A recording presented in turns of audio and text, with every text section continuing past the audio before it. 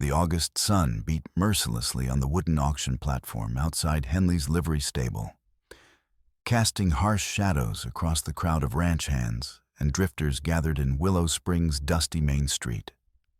20-year-old Leonora Brennan stood rigid on the splintered planks, her calloused hands trembling despite her efforts at composure. The heavy wool of her faded blue dress, her only decent garment, clung to her slender frame, dark stains of perspiration marking the fabric despite the early hour. "What am I bid for this property seizure?" bellowed auctioneer Briggs, his pot-bellied frame straining against suspenders as his voice carried the false authority of territorial law. "Fine homestead assets, gentlemen, livestock equipment and labor contracts to settle outstanding debts." The crowd erupted in coarse laughter and shouted comments that made Leonora's face burn with humiliation. She forced herself to stare at the distant Bighorn Mountains, their snow-capped peaks a reminder of clean air that existed beyond this nightmare. In her dress pocket, her fingers found the small brass cattle brand her mother had left her, a tarnished piece stamped RB. With a strange, etched feather symbol she'd never understood. Martha had called it "your father's luck piece," but had grown distant whenever Leonora asked about its meaning. "$40 for the work contract?" shouted a voice from the crowd's edge. "50, countered another, and the bidding war began with the enthusiasm of men purchasing prize livestock. Through the dust and her despair, Leonora noticed a figure standing apart from the main crowd. A Lakota warrior leaned against the hitching post with predatory stillness, his presence as calm and dangerous as a coiled rattlesnake. His dark hair hung past his shoulders, and traditional face paint marked his weathered features. The Winchester Model 1873 rifle in his arms caught morning sunlight, its brass receiver gleaming despite trail dust. Their eyes met across the chaos, and something in his steady gaze made her breath catch. It wasn't pity or hunger she saw, but calculating intelligence that seemed to measure possibilities with surveyor's precision. $75 for the labor contract. The gravelly voice belonged to Greasy Pete Kowalski, whose reputation for violence preceded him into every saloon from here to Cheyenne. He stepped forward with a predator's confidence, thick fingers reaching for the rope around her wrists. "And I want her delivered to my spread before sundown. Got plans for this little filly that won't wait." Pete was built like a grizzly with arms thick as fence posts and a beard reeking of tobacco and rotting teeth. The stench made her gorge rise as he approached. "The debt is disputed," came a voice low and clear as mountain water. The Lakota warrior moved with silent efficiency, stepping between Pete and the platform in one fluid motion. Before anyone could react, he lifted Leonora clear of the wooden planks, cradling her against his chest, while his dark eyes swept the crowd with unmistakable challenge. Sheriff Otto Krantz, a corrupt lawman whose badge served private interests more than public justice, tensed and dropped his hand toward the colt on his hip. At that moment, an elderly Lakota man stepped forward, wearing ceremonial dress reserved for important occasions, eagle feathers decorating a war bonnet earned through proven courage in battle. This was Wicasa, and respect commanded attention even from the hostile crowd. "Show the paper," Wicasa said quietly, placing a steadying hand on Leonora's shoulder. "If debt is real, we pay. If not, the hell with papers." Pete lunged forward, hand going to his knife. "I bid fair and square for that labor contract." A pistol cracked like winter ice, the bullet splintering the hitching rail beside Pete's head. The crowd scattered as men dove for cover behind water troughs and wagons. Tasunki immediately pushed Leonora behind the nearest trough, shielding her, while Wicasa's grip kept her from panicking. Dr. Samuel Walter dragged a bystander with wood splinters away from danger, while Julia Morrison, the sharp-witted schoolteacher, herded frightened children toward her schoolhouse.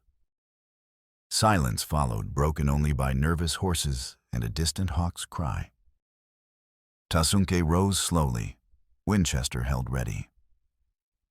"The paper," he repeated, his English colored by native rhythms but crystal clear.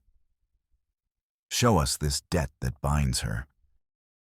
Sheriff Otto's face reddened, but he made no move to produce documentation. His hesitation spoke volumes to men experienced in frontier politics. "Then the woman leaves with me," Tasunke declared, helping Leonora rise. "No paper, no debt." As they walked toward town's edge, Otto's voice carried on morning breeze. "This ain't finished, Fox. That woman belongs to this town by legal right, and we'll have her back." But Tasunke didn't acknowledge the threat, and neither did Leonora. Whatever lay ahead couldn't be worse than the degradation she was leaving behind. The story began 3 months earlier, when Leonora and 12-year-old Emmett had stepped off a Union Pacific freight car into Wyoming Territory's bitter February wind. They carried nothing but a carpet bag and a homestead document promising new life in the American West. Their mother, Martha, had been widowed young when Leonora's father, Robert, died of mountain fever during their first Pennsylvania winter. Rather than surrender to despair, she'd claimed land along Sagebrush Creek under the Homestead Act, 160 acres, where clear mountain water promised prosperous farming. But Martha's plans were destroyed by the same fever that claimed her husband. In her final weeks, desperate with 2 children dependent on her, she'd married Dietrich Baum, a smooth-talking drifter who promised to care for her offspring and develop the homestead. Dietrich proved to be a schemer whose silver tongue concealed a predator's heart. Within days of Martha's funeral, he'd squandered their Pennsylvania savings at poker tables throughout the territory. Worse, he'd created elaborate crooked dealings that existed only in his forged ledger's expenses for room, board, and care that grew daily like malignant growth. Then, one March morning, Dietrich vanished like smoke. He left only fabricated debts and instructions for Sheriff Otto to collect what's owed when circumstances forced payment.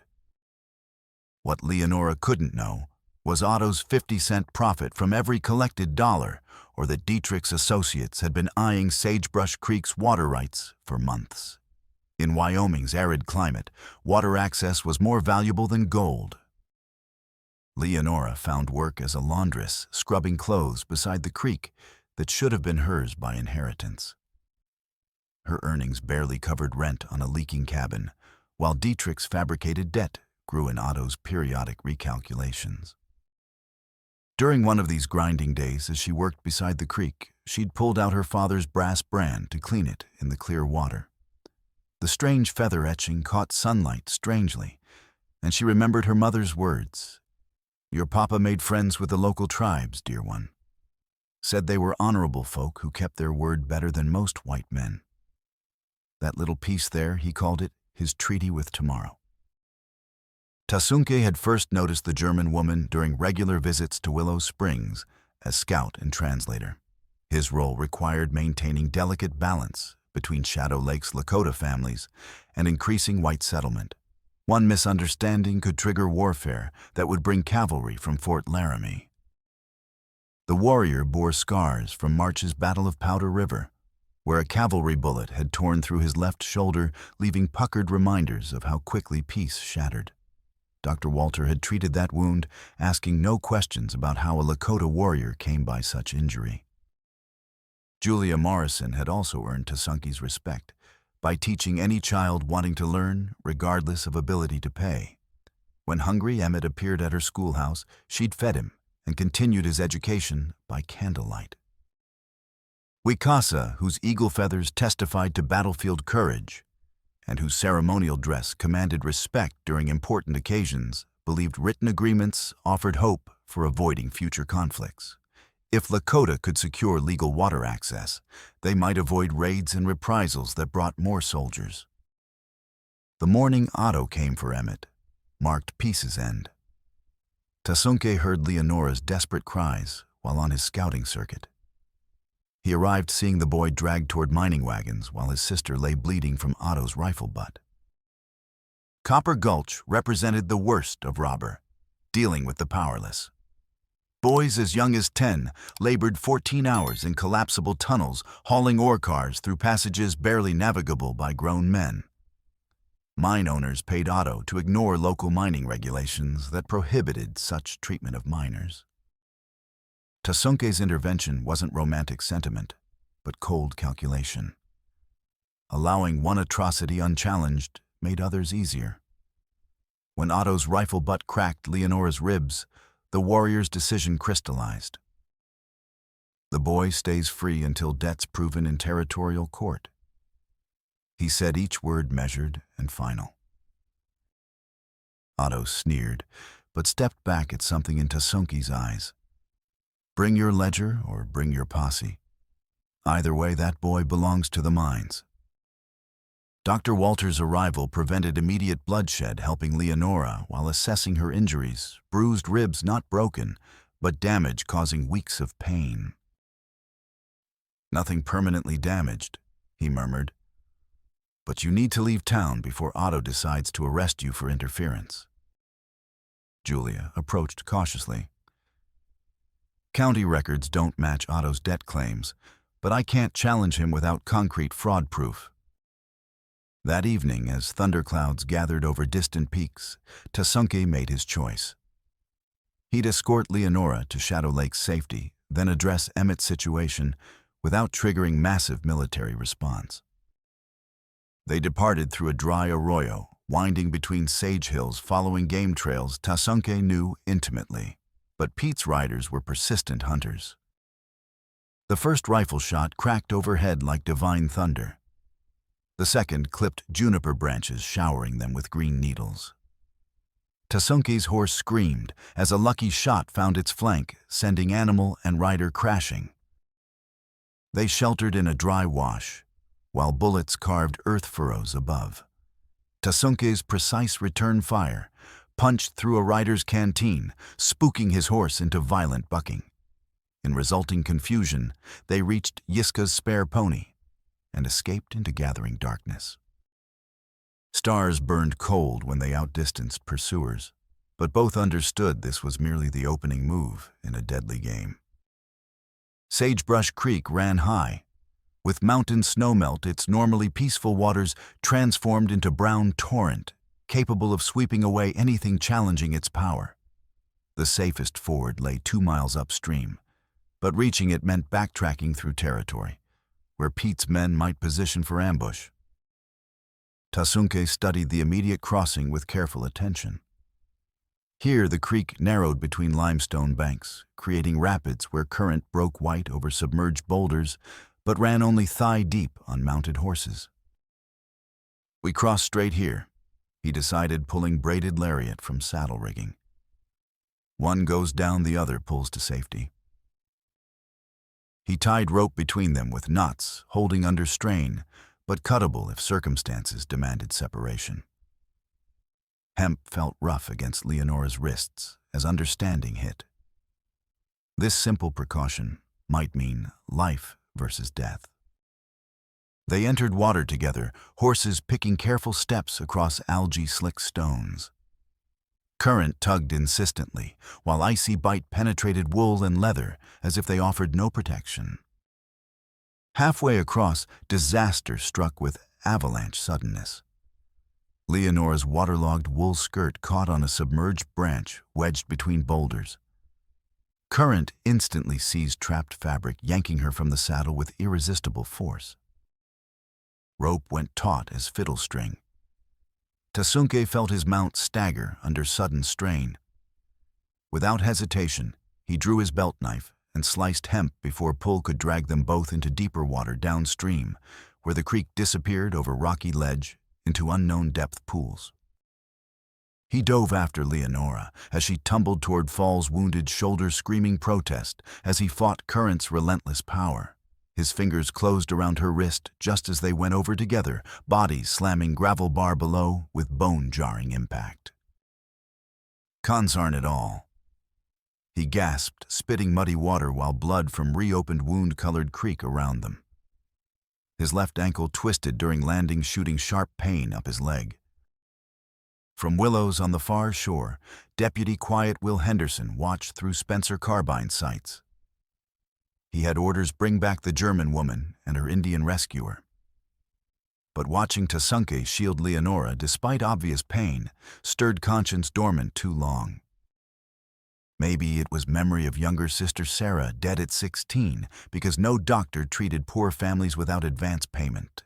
Maybe accumulated nights lying awake, wondering when he'd become greed's enforcer instead of innocence protector. Whatever the reason, Quiet Will lowered his carbine and let them pass. The decision would cost his badge and possibly life when Otto discovered disobedience, but some prices were worth paying for peaceful sleep.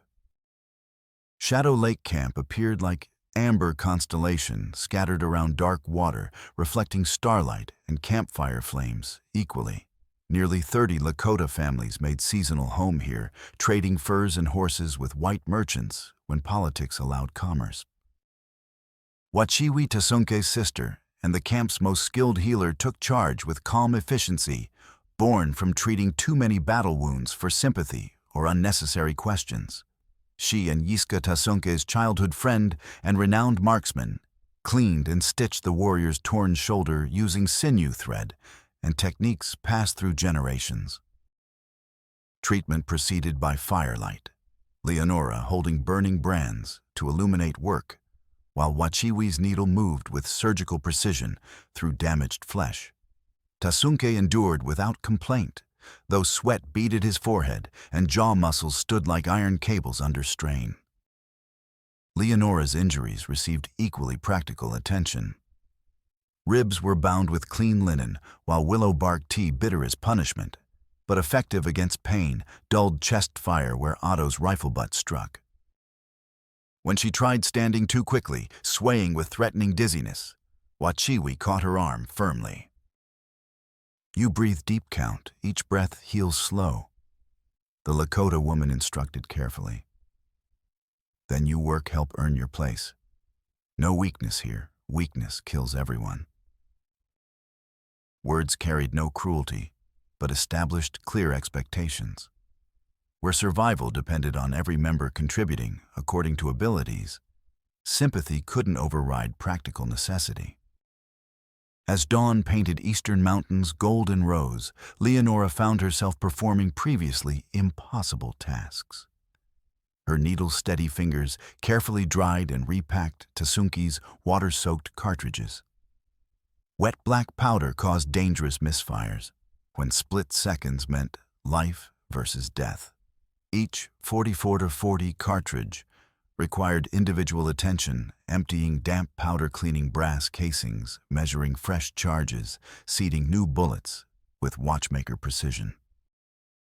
Tasunke, despite pain and limited mobility, crafted padded leather sash from camp materials with equal care. The garment prevented Leonora's heavy bodice from rubbing bandaged ribs during long horseback hours frontier life demanded. These small acts of practical consideration carried more emotional weight than flowery speeches in cultures where survival depended on such quiet attentions. Trust built through competent action rather than pretty words.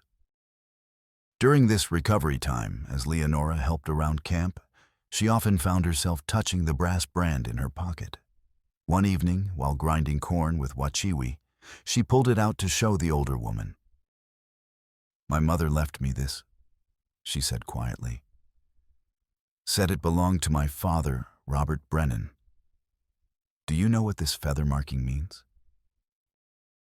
Wachiwi examined the worn brass carefully, then looked up with surprise. "This is treaty mark. Very old. Where did your father get this?"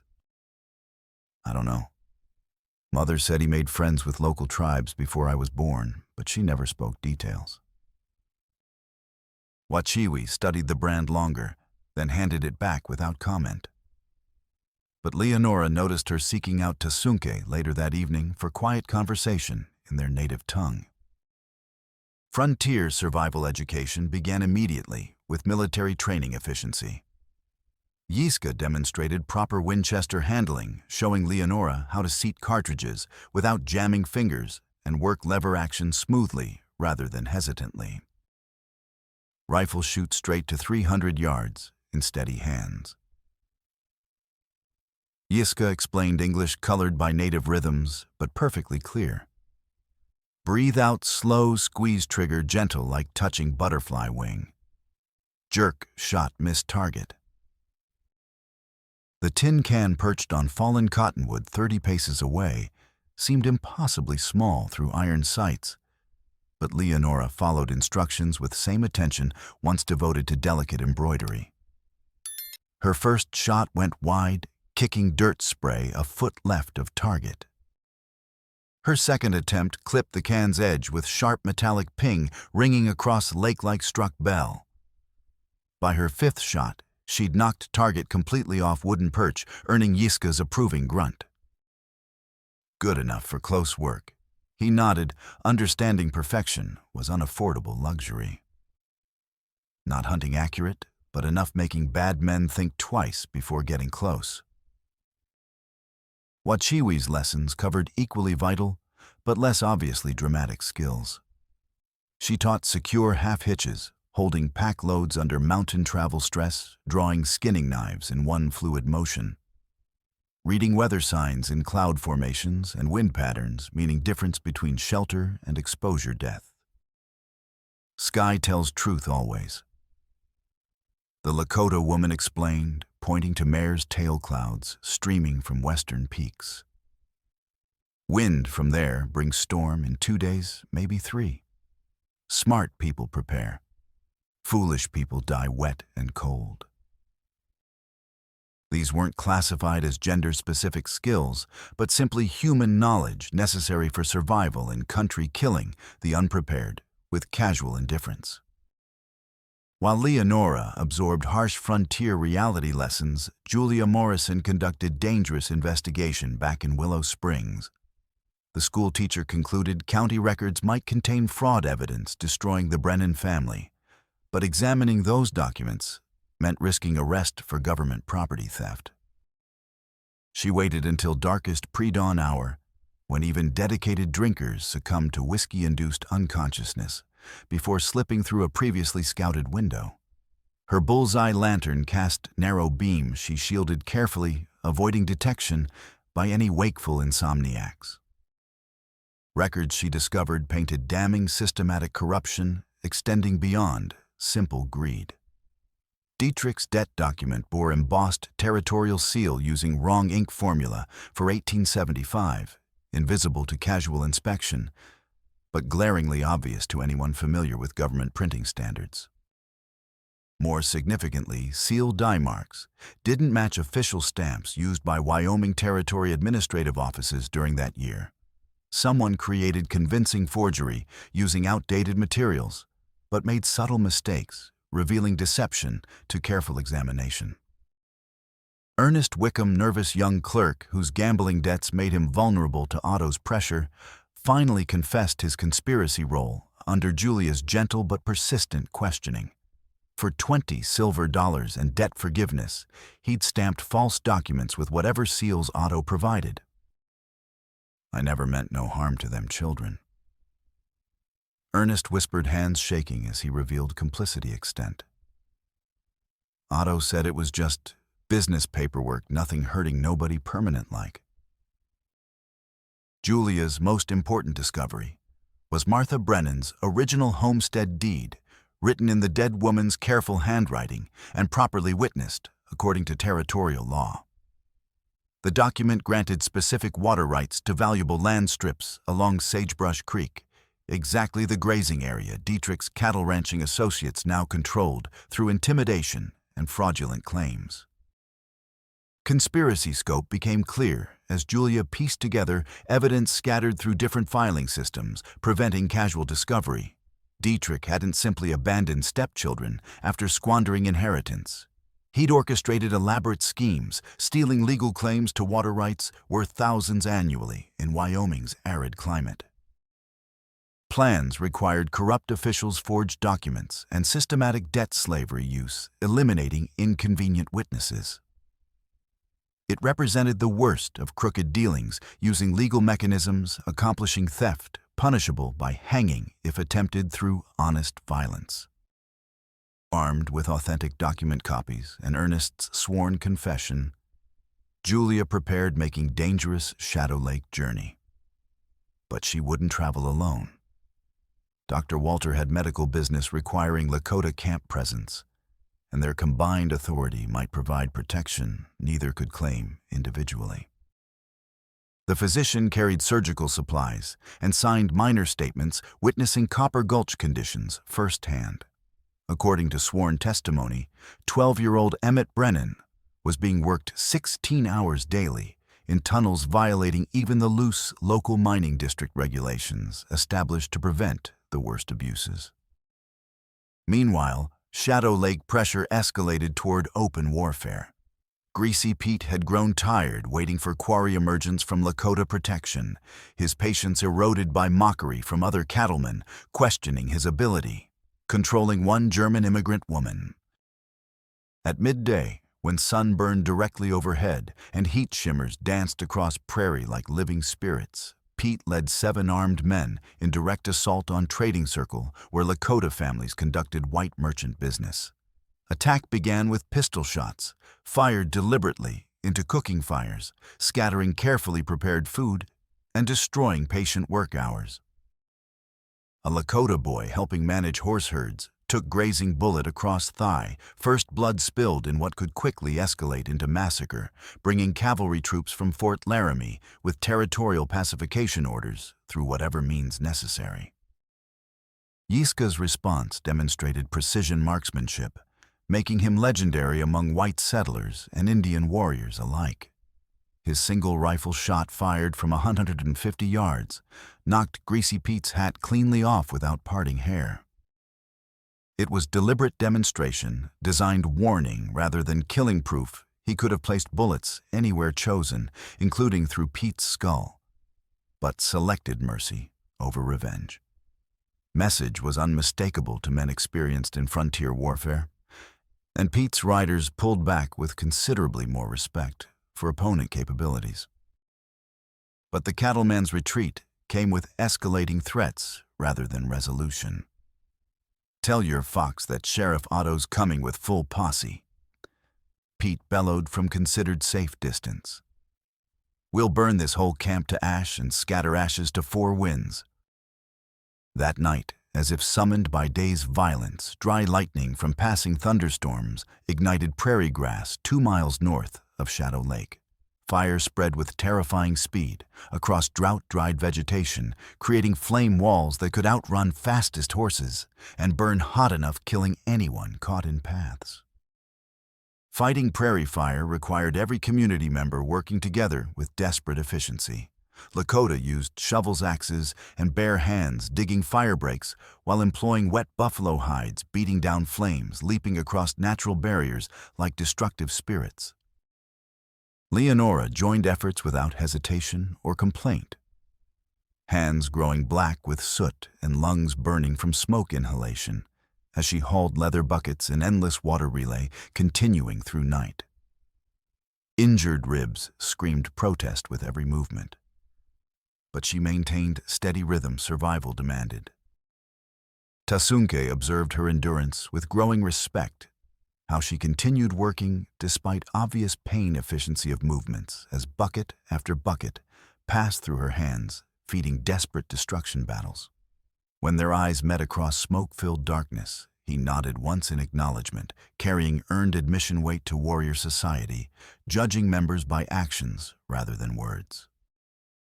It was during this firefighting that the brass brand fell from Leonora's pocket into the dirt.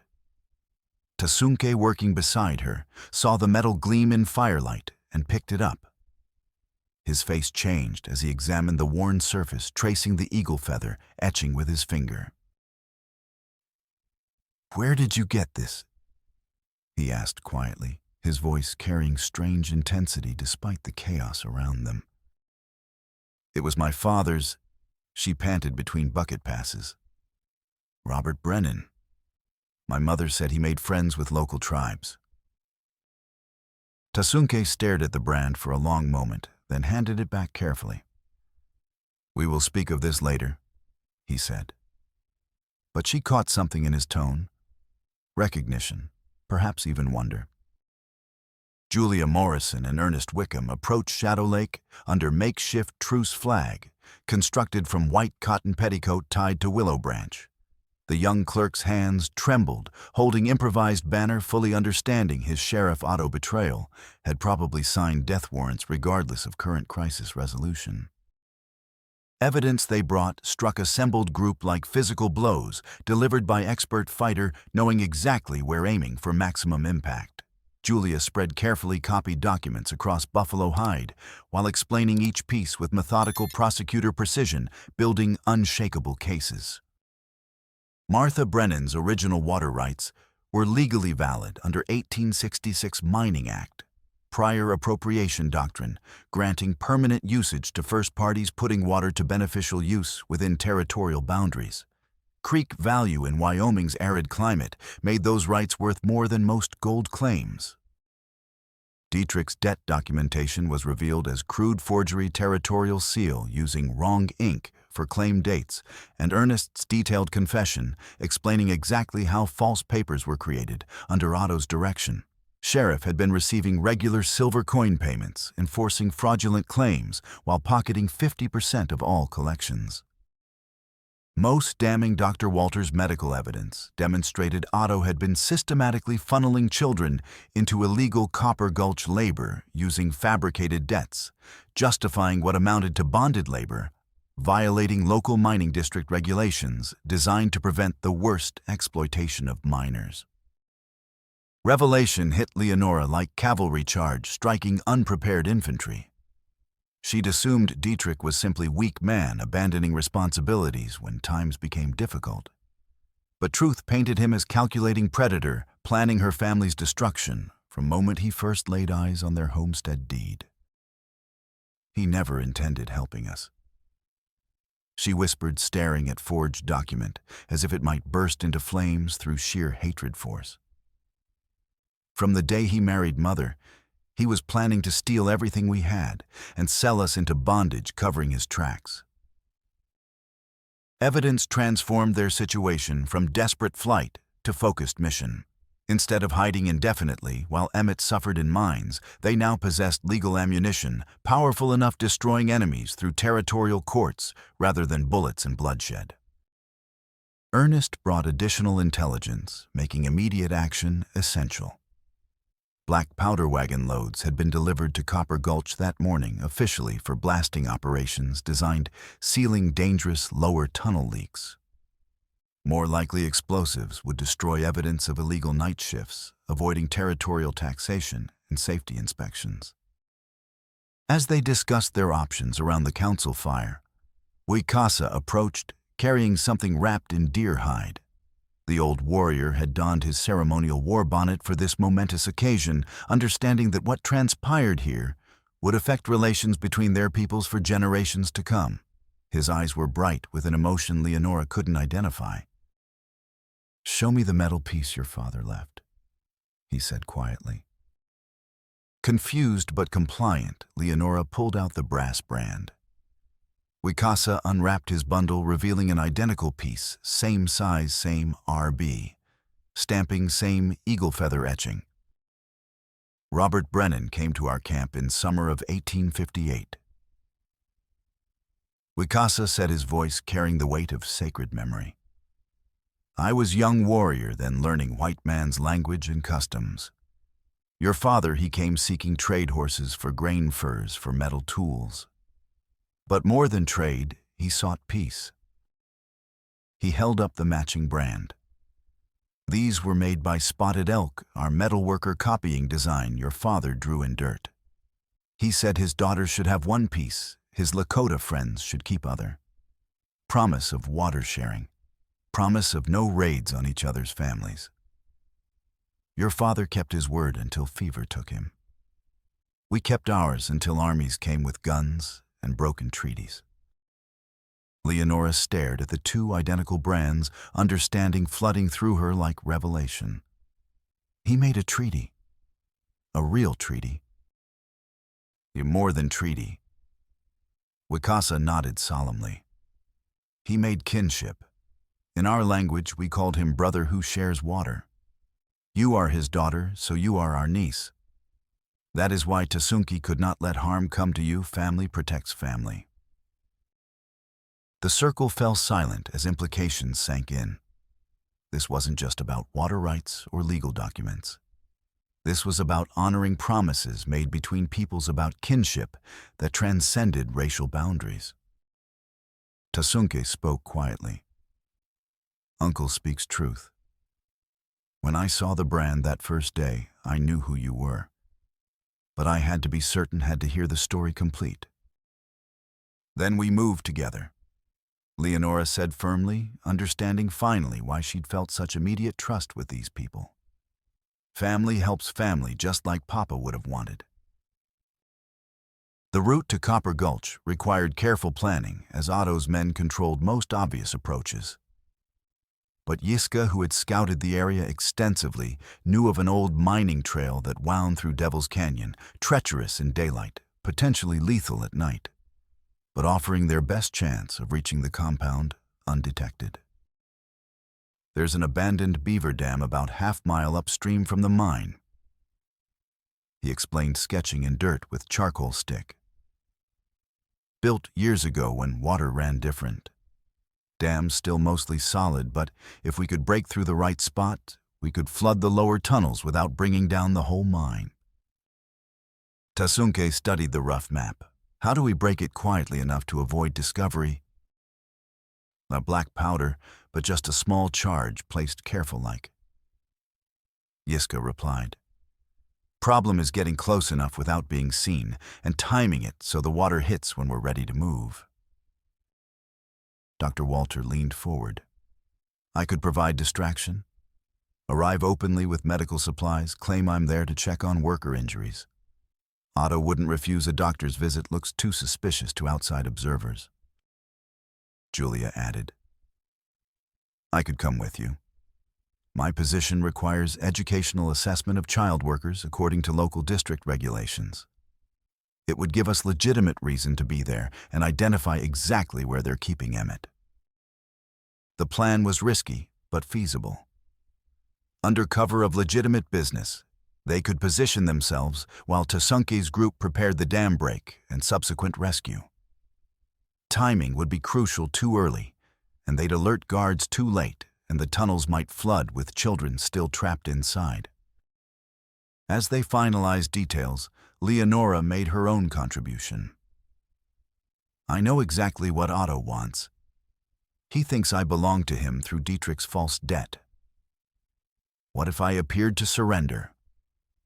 Walked right up to his office demanding to see the papers, challenging him to prove his claims in front of witnesses?" "Absolutely not," Tasunke said immediately. "Too dangerous." "But it would draw his attention away from the tunnels," she pressed. "Give you time to position for the rescue while he's focused on me." "She has a point," Wikasa said thoughtfully. "Otto's pride would demand he prove his authority publicly. But," he looked directly at Leonora, "you would need protection close by. This could not be sacrificial mission." "I'll stay with her," Quiet Will said unexpectedly. Everyone turned to stare at the deputy who'd been listening from the circle's edge. "Otto thinks I'm still loyal. I can be there as official backup, but really watching her back." Yiska nodded slowly. "Could work, but we need signals, clear timing, and backup plans for when things go wrong." They spent the next hour working out contingencies, hand signals, and emergency procedures. The plan was complex enough to handle multiple variables, but simple enough to execute under pressure. Most importantly, everyone understood their roles and how they interconnected. As dawn approached, they made final preparations. Weapons were cleaned and loaded supplies packed, and everyone received detailed instructions about timing and positioning. The brass brands, both of them, would remain with Wikasa as symbols of the treaty they were all fighting to honor. "Remember," the old warrior said, as they prepared to separate, "this isn't just about rescuing one boy or fighting corrupt officials. We're proving that different peoples can keep faith with each other, that promises made in good heart can survive bad times. His words carried weight beyond their immediate situation. In 1876, with tensions high throughout the territory, and military conflicts escalating, their success or failure might influence how whites and Indians dealt with each other for years to come. Copper Gulch squatted in a narrow canyon like a suppurating wound in the earth, its minehead surrounded by ramshackle buildings and enormous waste piles of discarded rock. Smoke rose from several chimneys, and the constant sound of machinery echoed off canyon walls, steam engines powering pumps or crushers reducing rock to manageable sizes, and the rhythmic hammering of men working deep underground. Dr. Walter and Julia approached openly along the main trail, their medical and educational supplies clearly visible in the wagon bed. Behind them, at carefully spaced intervals, came Quiet Will and Leonora, playing their roles as law officer, escorting a fugitive back to justice. Tasunke and Yiska had separated to approach the beaver dam from upstream, carrying minimal equipment to avoid detection, but including the small powder charges needed to breach the structure at precisely the right moment. Their timing had to be perfect too early, and the flood would alert everyone to attack too late, and they might drown the very people they were trying to rescue. Sheriff Otto emerged from the mine office as Dr. Walter's wagon rolled into the compound yard, his face showing suspicious pleasure at seeing what appeared to be surrendering enemies. "Well, well," Otto called out with false heartiness. "Doc Walter come calling on our little mining operation and bringing the school marm with him. What brings you folks to Copper Gulch this fine morning?" Dr. Walter climbed down from his wagon seat with dignified calm. "Medical inspection, Otto. Been getting reports of injuries among your workers, particularly the younger ones. District regulations require assessment of working conditions affecting minors. And I'm here for educational evaluation." Julia added smoothly, producing official-looking documents from her satchel. "Local district mandates literacy instruction for children in industrial employment. Need to verify compliance." Otto's eyes narrowed, but he couldn't refuse without appearing to hide something. Course. Always happy to cooperate with district officials. Though I got to say our boys are getting fine, practical education in honest work." At that moment, Quiet Will appeared at the canyon mouth, apparently herding Leonora before him with official authority. "Sheriff Otto," he called out. "Got something here belongs to you." Otto's attention immediately shifted to Leonora, his face lighting with predatory satisfaction. "Well, I'll be hornswoggled. The little German filly come home to roost. Bring her over here, Will. Got some papers to discuss with this young lady." As scripted, Leonora presented herself defiantly. "I want to see these debts you claim I owe. Show me the legal documents properly witnessed and sealed.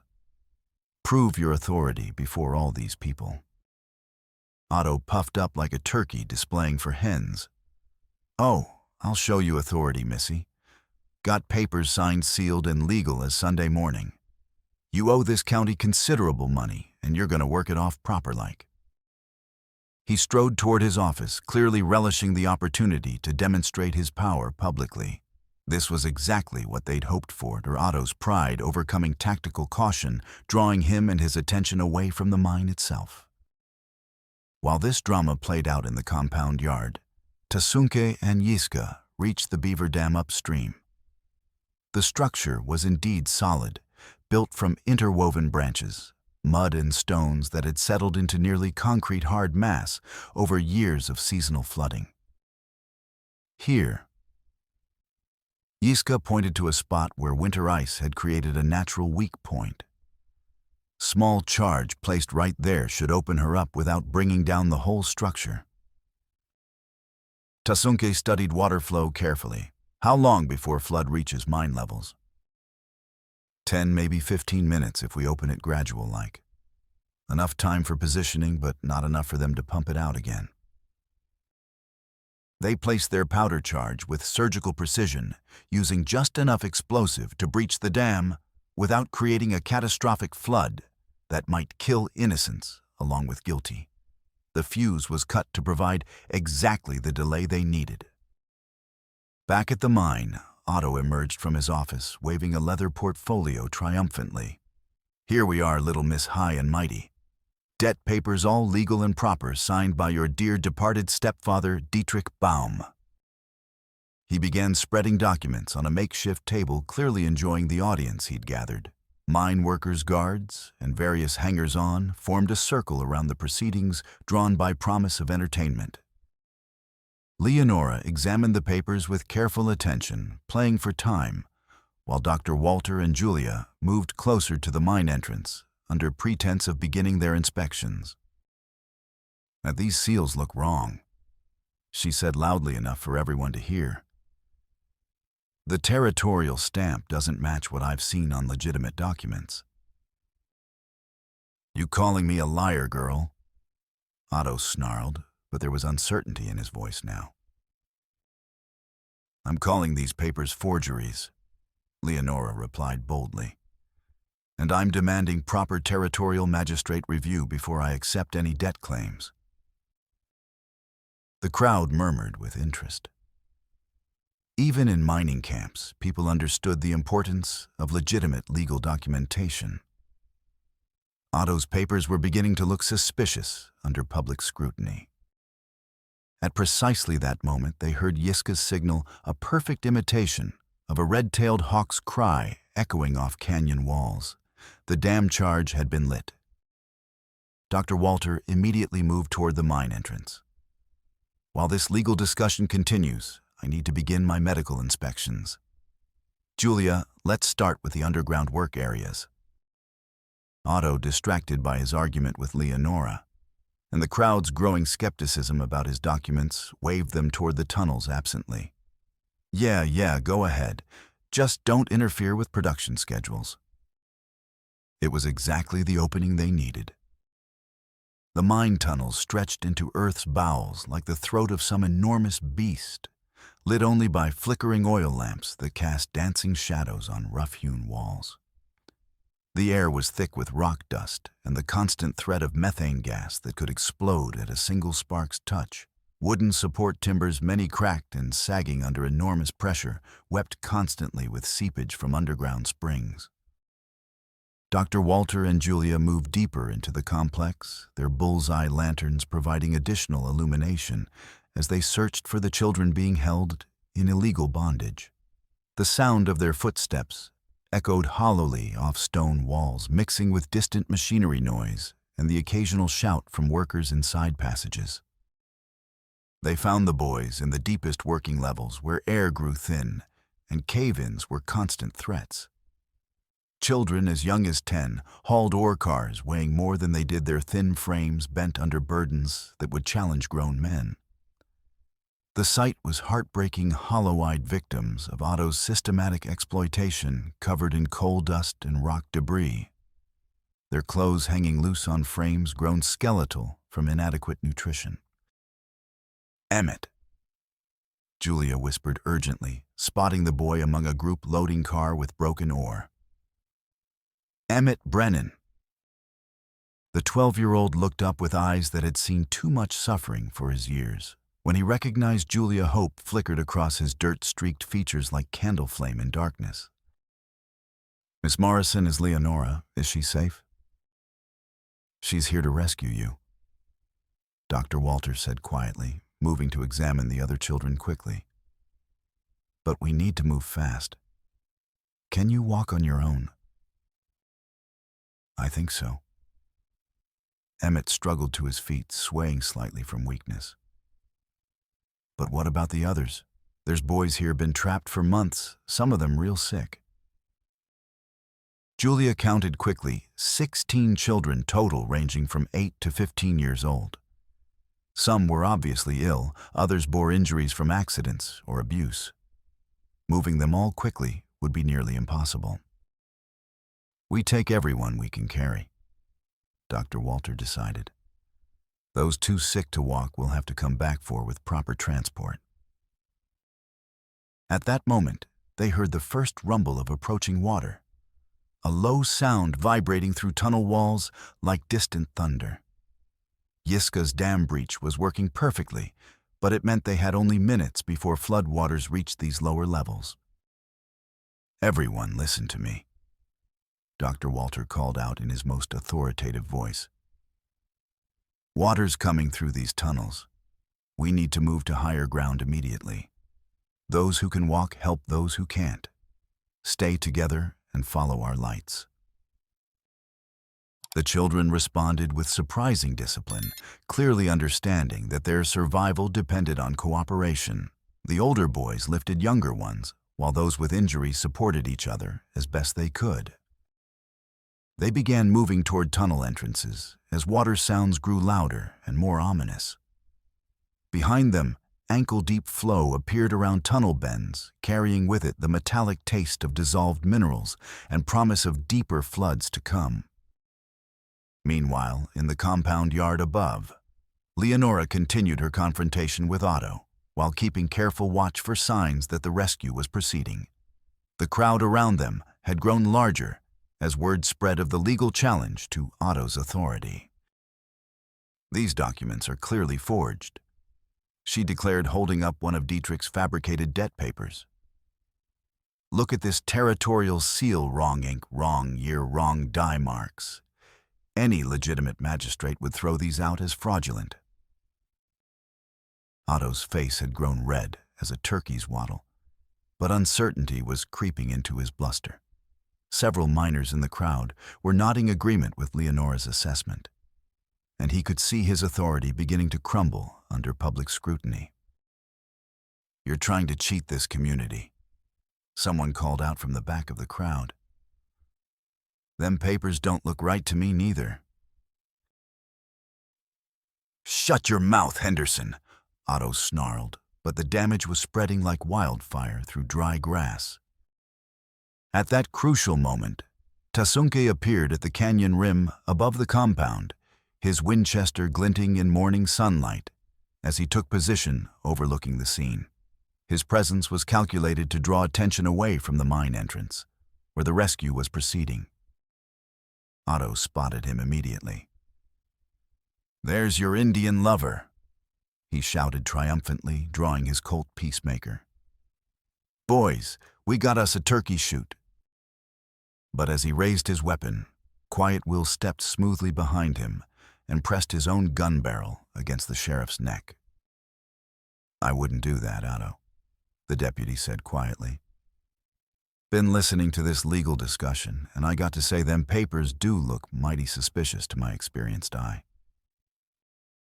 Otto froze, understanding suddenly that his supposed ally had turned against him. "Will, what in blazes are you doing?" "What I should have done months ago," Will replied steadily. "Choosing law over corruption, justice over profit." The crowd was now openly siding with Leonora, examining Otto's documents and declaring them obvious forgeries. Several miners had drawn their own weapons not to support the sheriff, but to prevent him from shooting anyone who challenged his false authority. From the mine entrance, Dr. Walter appeared leading a procession of liberated children. Emmett ran immediately to his sister, throwing his arms around her waist with desperate relief. "Leonora, I knew you'd come. I knew you wouldn't leave me down there." The sight of obviously mistreated children emerging from the tunnels turned public opinion completely against Otto. Even men who had previously supported him out of fear or profit began demanding explanations for the condition of boys who were clearly being worked beyond any reasonable limits. "Well, this is what your legal debts really mean," Leonora declared, gesturing toward the rescued children. "Child bondage in violation of every district regulation designed to protect minors." Water was now flowing steadily from the mine entrance, carrying with it evidence of the flooding that was making lower tunnels uninhabitable. Otto's illegal night shifts would be shut down permanently, and with them his ability to hide evidence of his crimes.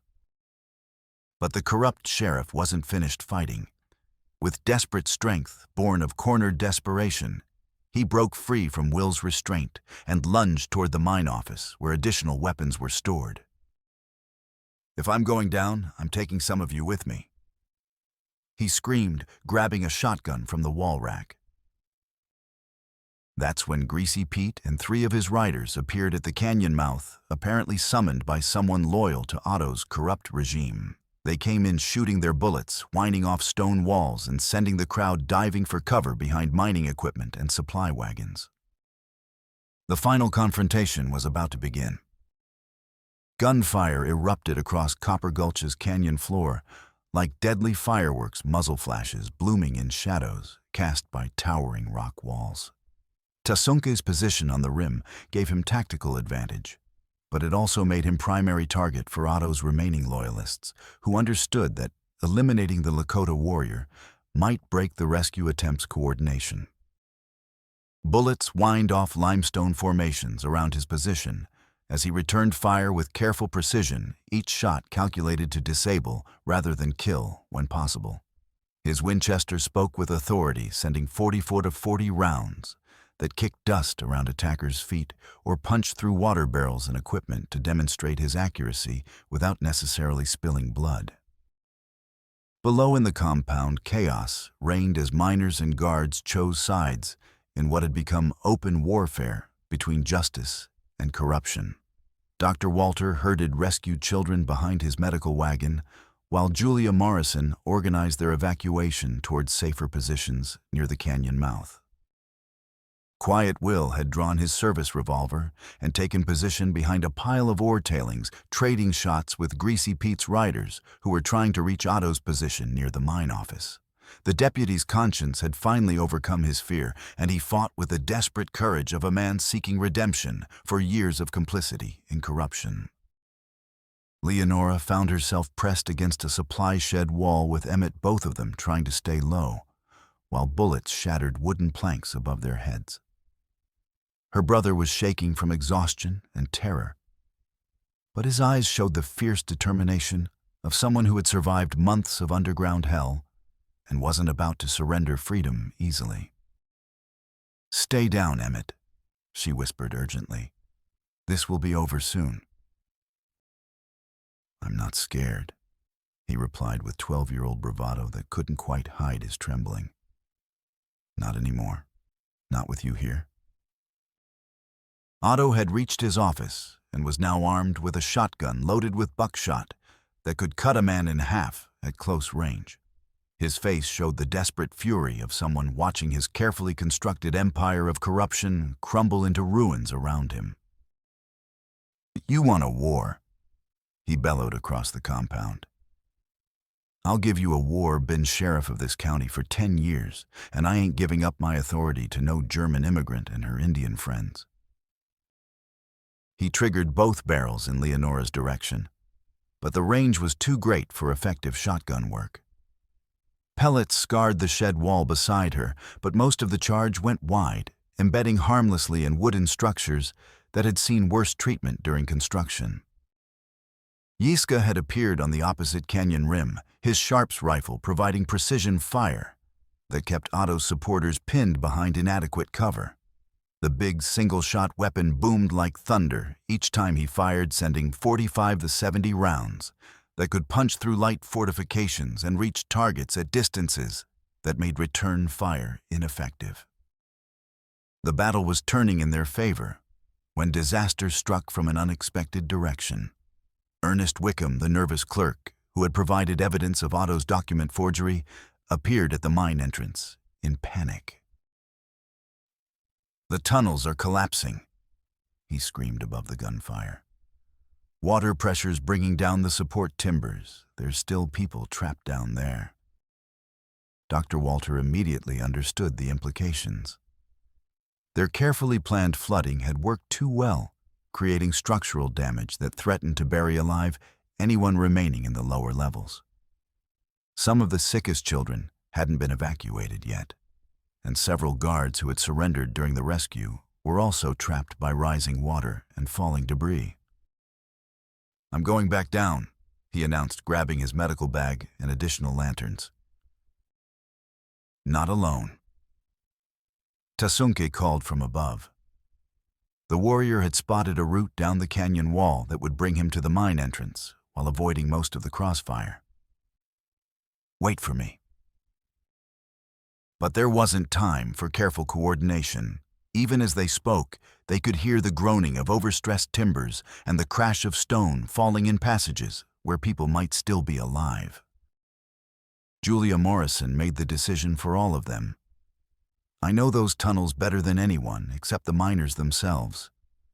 I'll guide the rescue while you provide cover."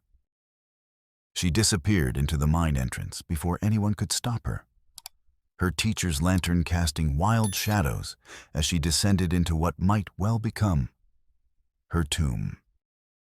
The irony wasn't lost on any of them, and they were risking their lives to save some of the same people who had been oppressing the children and enforcing Otto's corrupt regime. But frontier justice often demanded such choices where doing right mattered more than settling scores or achieving perfect revenge. Otto, seeing his last chance slipping away, made his own desperate decision. Loading fresh shells into his shotgun, he began moving toward the mine entrance with clear intention of following the rescue party underground. "If I can't have my authority above ground, I'll settle matters below." He muttered, his eyes showing the dangerous gleam of a man whose sanity had finally snapped under pressure. Quiet Will saw the sheriff's movement and tried to intercept him. But Pete's riders had positioned themselves to cover Otto's advance. Bullets forced the deputy back behind his ore pile shelter while the corrupt lawman disappeared into the tunnels with murder clearly on his mind. "He's going after them," Will shouted to Tasunke. "Otto's going underground." The warrior needed no further encouragement. Despite enemy fire from multiple directions, he rappelled down the canyon wall using his lariat rope, landing in ankle-deep water that was now flowing steadily from the mine entrance. Without hesitation, he plunged into the tunnels after Otto, understanding that the final confrontation would take place in the Earth's bowels, where darkness and rising water would make every step potentially fatal. Behind him, the battle above ground continued with desperate intensity as Pete's remaining riders fought to cover their leader's escape route, while Yiska and Will closed the trap that would finally end Otto's reign of corruption.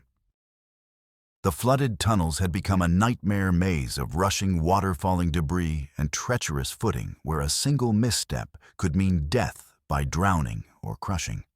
Dr. Walter's lantern cast wild shadows on walls that wept constantly with seepage, while the sound of his own breathing seemed unnaturally loud in passages that groaned ominously with structural stress. Julia Morrison had outdistanced him in her urgency to reach the trapped children, her teacher's knowledge of the mine layout, giving her confidence to navigate side passages that might provide alternate routes to the lower levels. But confidence couldn't eliminate the danger of sudden cave-ins or the rising water that now surged knee-deep through the main tunnels. "Here," her voice echoed from somewhere ahead, carrying desperate urgency. "Dr. Walter over here, I found them." He pushed through the flood toward her voice, his medical bag held high, to keep supplies dry while his boots slipped on stones made treacherous by flowing water and accumulated silt. The passage narrowed ahead, forcing him to crouch as support timbers sagged lower under impossible weight. In a side chamber that had once been a rest area for miners, he found Julia kneeling beside 3 children who were too weak or injured to evacuate during the initial rescue.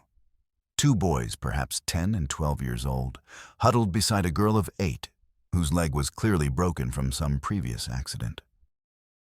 "The water's rising too fast," Julia reported tersely. "This chamber's higher than the main tunnel, but it won't stay dry much longer." Dr. Walter assessed the situation quickly. The injured girl couldn't walk, and the 2 boys were barely conscious from exhaustion and malnutrition. Carrying all 3 to safety would require multiple trips or additional help that might not arrive in time. "We'll have to make a stretcher," he decided, looking around the cramped chamber for materials. Use our coats and these broken timber pieces. The boys can help each other if we support them." As they worked frantically to construct an improvised litter, the sound of approaching footsteps echoed from the main tunnel, heavy boots moving deliberately through rising water. But there was something menacing about the rhythm, something that made both rescuers freeze in sudden apprehension. Sheriff Otto appeared in the chamber entrance like a vengeful spirit, his shotgun held ready, and his eyes reflecting lantern light with predatory intensity. Water dripped from his clothes and hair, and his face showed the twisted satisfaction of a man who had finally cornered his enemies in a trap of his own making. "Well, well," he drawled with false pleasantry. "The heroes come to save the children. How touching. How absolutely touching." He stepped into the chamber, forcing them back against the far wall, while keeping his weapon trained on the group. The space was too small for escape, and the rising water behind him cut off any retreat route. "You've destroyed everything I built here." Otto continued, his voice carrying years of accumulated hatred. "My authority, my business arrangements, my comfortable life. All ruined by a German whore and her Indian lover. These children need medical attention," Dr. Walter said quietly, trying to keep his voice calm despite the danger. "Whatever your quarrel with us, they're innocent." Otto laughed, but there was no humor in the sound. "Innocent? These little rats have been living off my generosity for months. Eating food I provided, sleeping in beds, I gave them working jobs that taught them valuable skills. And how do they repay me? By running away the first chance they get." He moved closer, and Julia instinctively positioned herself between the sheriff and the injured children. Her courage was admirable, but futile against a man who had clearly decided that if he couldn't maintain his corrupt empire, he would at least eliminate those who had destroyed it. "Step aside, schoolmarm," Otto ordered, raising his shotgun. "These children are going to have an unfortunate accident. Cave-in, you understand. Tragic but unavoidable in mining operations." At that moment, Tasunke appeared behind Otto like death itself, moving through the flooded tunnel with the silent efficiency that had kept him alive through countless battles. His approach was completely soundless, moccasined feet finding secure purchase on submerged stones while his eyes adjusted to the chamber's lamplight. But Otto sensed his presence at the last second, spinning around with surprising speed for a man of his size. The shotgun swung toward the warrior, and for a heartbeat that stretched like eternity, it seemed that both men would die in the confined space of the chamber. Tasunke's Winchester spoke first, but the angle was wrong for a clean shot. His bullet sparked off stone walls as Otto dove sideways, both barrels of the shotgun discharging harmlessly into the chamber roof.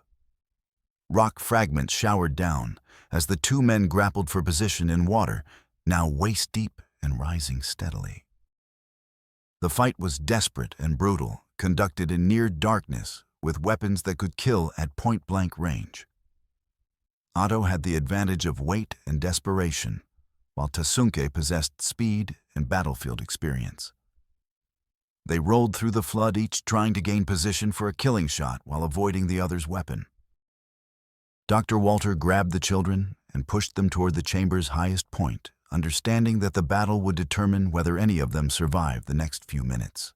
Julia helped lift the injured girl, while supporting one of the exhausted boys, her teacher's strength pushed beyond normal limits by necessity. A support timber cracked ominously overhead, sending a shower of debris into the already dangerous chamber. The flooding had undermined structural integrity throughout this section of the mine, and the violence of combat was providing the final stress that would bring everything down. The whole section's collapsing. Dr. Walters shouted above the sound of gunfire and falling rock. "We need to get out now." But escape required passing through the space where Tasunke and Otto continued their deadly struggle.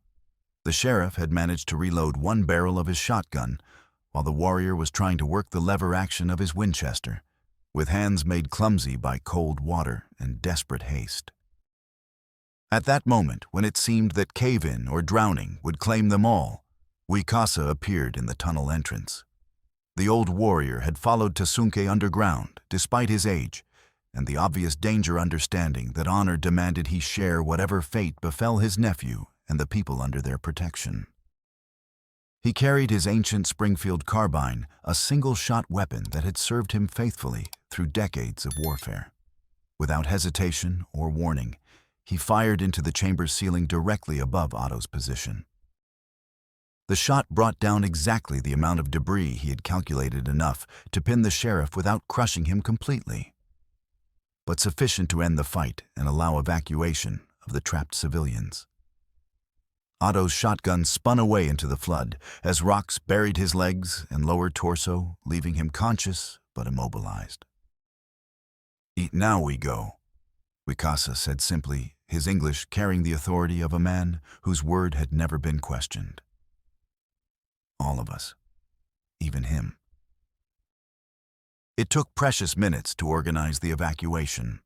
Dr. Walter and Julia carried the injured children, while Tasunke and Wikasa worked to free Otto from the debris pinning him.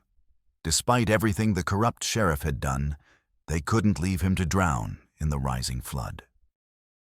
Otto's eyes showed confusion, and something that might have been gratitude as they hauled him from the rocks. "Why?"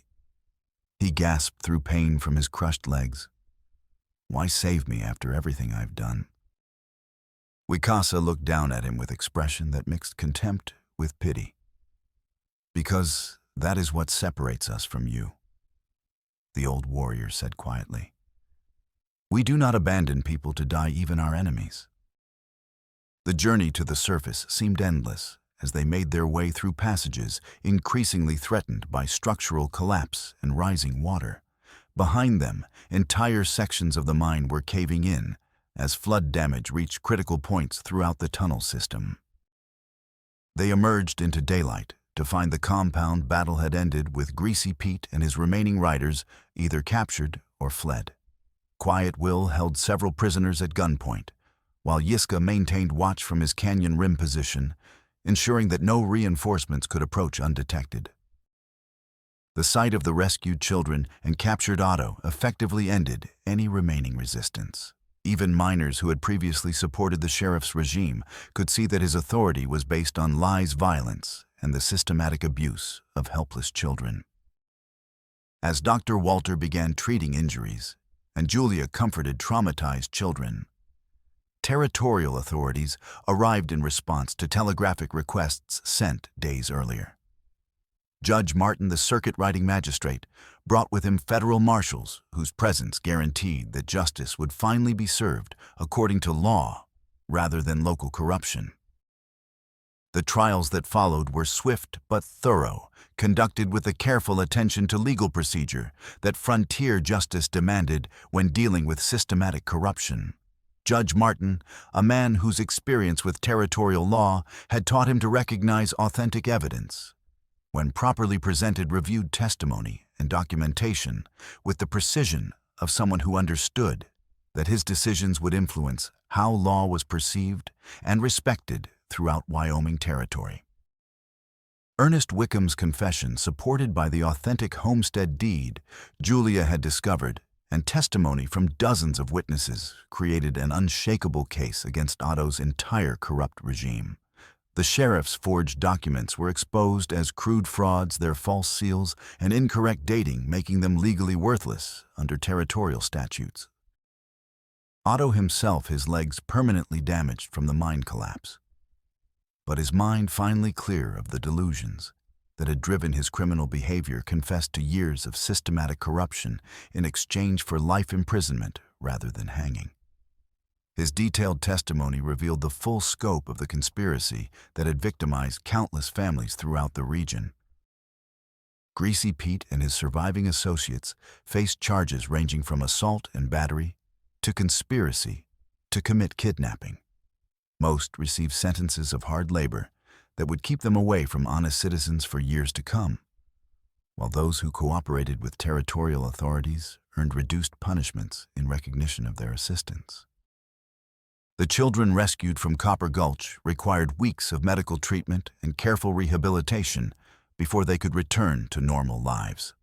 Dr. Walter established a temporary clinic in Willow Springs specifically for this purpose, funded by territorial appropriations and private donations from citizens who were horrified by revelations of systematic child abuse. Some of the boys were reunited with families who had believed them dead, while others were placed with reliable foster families throughout the territory. All received educational assistance from Julia Morrison, whose teaching methods had been proven effective even under the most difficult circumstances. But the most significant outcome of the trials was Judge Martin's formal recognition of Robert Brennan's 1858 treaty with Wikasa's band. The matching brass bands supported by territorial records Ernest had discovered in government archives provided ironclad legal proof of agreements that predated current conflicts. The water rights codicil Leonora added to her mother's homestead deed established legal precedent for Indian-white cooperation based on mutual respect rather than military conquest. Other territorial officials took notice of this successful model, leading to similar agreements in regions where violence had previously been the only form of communication between cultures. Wikasa lived to see his nephew's marriage to Leonora in a ceremony that honored both Lakota and Christian traditions, symbolizing the cultural bridge their partnership represented. The old warrior's eagle feathers had been earned through courage demonstrated in warfare, but his greatest victory was the peace he helped create through patient diplomacy and unwavering honor. His death the following winter was mourned by both communities, Lakota and white settlers alike, gathering to honor a man whose wisdom had shown them better ways of sharing the same land. His grave on the ridge overlooking Shadow Lake became a place of pilgrimage for those seeking to understand how different peoples might live together without destroying each other. The water station that Tasunke and Leonora built at the midpoint between Willow Springs and Shadow Lake became a symbol of successful cooperation operated jointly by both communities and serving travelers from throughout the territory. Its success demonstrated that practical partnership could overcome racial prejudice when people focused on common needs rather than artificial differences. Emmett Brennan grew strong and healthy under his sister's care, eventually becoming one of Wyoming Territory's first teachers certified to work in both white and Indian schools. His experiences as a child laborer gave him special insight into the needs of vulnerable children, making him an effective advocate for educational reform throughout the region. Quiet Will Henderson was elected sheriff in Otto's place, serving with honor and integrity that restored public faith in law enforcement. His transformation from corrupt deputy to honest lawman became legendary throughout the territory, inspiring other officials to choose justice over profit when faced with similar moral tests. Dr. Walter continued his medical practice with the understanding that healing transcended racial and cultural boundaries, treating all patients according to their needs rather than their ability to pay. His clinic became a model for frontier medical care, demonstrating that professional ethics could survive even in lawless regions when supported by community commitment to common values. Julia Morrison expanded her educational work to include adult literacy programs for both settlers and Indians, understanding that ignorance was the foundation of prejudice and that knowledge could build bridges between communities. Her teaching methods were eventually adopted throughout the territorial school system. As winter snow began falling on the Bighorn Mountains, covering the land in crystalline white that promised months of isolation and testing, Leonora and Tasunke stood together outside their water station, watching the season's first major blizzard approach across the prairie. "Think it will hold?" she asked, indicating the sturdy log structure they had built with their own hands. "It will hold," he replied with quiet confidence. "We built it to last." She understood he was speaking about more than just the building. The partnership they had forged between their peoples based on legal agreements and mutual respect rather than force or fraud had already survived its first major test. Winter would bring new challenges, but they faced them together with the strength that came from honoring commitments made in good faith. The brass brands, both of them rested in a place of honor inside their home. Reminders that some promises were strong enough to survive, not only the death of those who made them, but the birth of new generations who would carry them forward into an uncertain future. In the distance, smoke rose from chimneys in both Willow Springs and the Shadow Lake camp, evidence that two communities were preparing for winter with the security that came from knowing they could depend on each other when survival demanded cooperation rather than conflict. It wasn't a perfect world. Prejudice and violence still existed and would continue to exist as long as human nature remained unchanged. But it was a better world than the one they had inherited, improved through the daily choice to honor agreements, protect the vulnerable, and judge people by their actions rather than the color of their skin or the language they spoke. As the first snowflakes began to fall, settling on the wooden sign that marked their water station as neutral ground open to all travelers, regardless of origin or destination, Leonora and Tasunke walked inside to prepare for the season ahead. Behind them, their footprints in the snow would soon be covered by the storm, but the path they had chosen would endure long after winter passed into spring. The brass brands gleamed in firelight as wind howled around their sturdy walls, symbols of promises kept and faith rewarded, testaments to the truth that different peoples could indeed share the same country without destroying each other in the process.